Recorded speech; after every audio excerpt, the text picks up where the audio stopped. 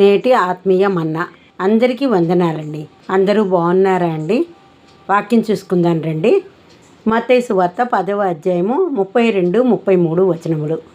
మనుషుల ఎదుట నన్ను ఒప్పుకొని వాడెవడో పరలోకమందున్న నా తండ్రి ఎదుట నేనును వానిని ఒప్పుకొందును.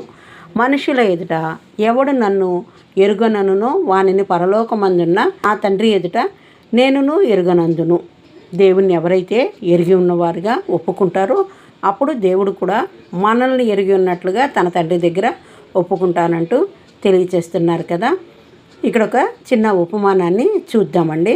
4వ శతాబ్దంలో క్రిస్టోడమ్ అనే విశ్వాసి ఒక చర్చికి పెద్దగా ఉండేవాడు. దేవుని కొరకు బహు రోషము ధైర్యము కలవాడు.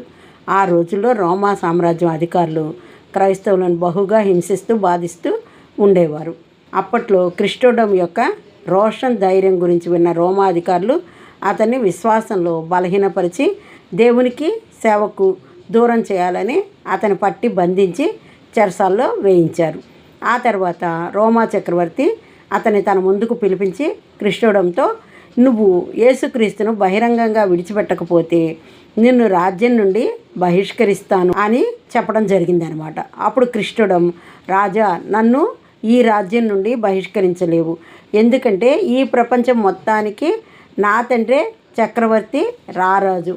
అందుకు రాజుకు చాలా కోపం వచ్చింది. అలాగైతే నీ ప్రాణం తీస్తా అన్నాడు. అందుకతడు, రాజా, నువ్వు నా జీవాన్ని కనీసం ముట్టను కూడా ముట్టలేవు, ఎందుకంటే అది నా తండ్రి చెంత దాచబడి ఉంది.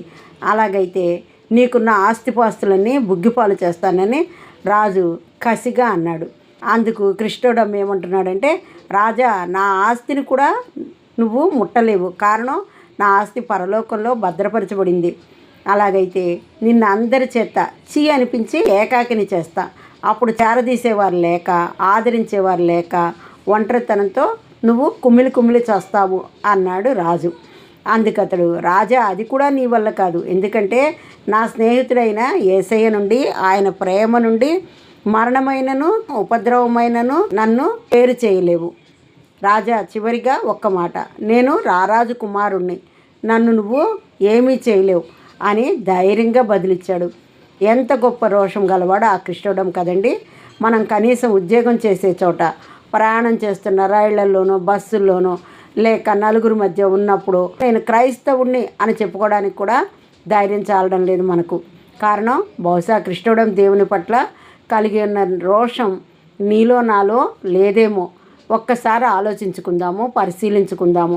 మనుషుల ఎదుట ఆయన్ని ఒప్పుకొనిడి వారముగాను, ఆయన చేత తన తండ్రి ఎదుట మనల్ని ఆయన ఒప్పుకొనిడి వారుగాను మనము జీవించడి వారముగా ఉండాలి.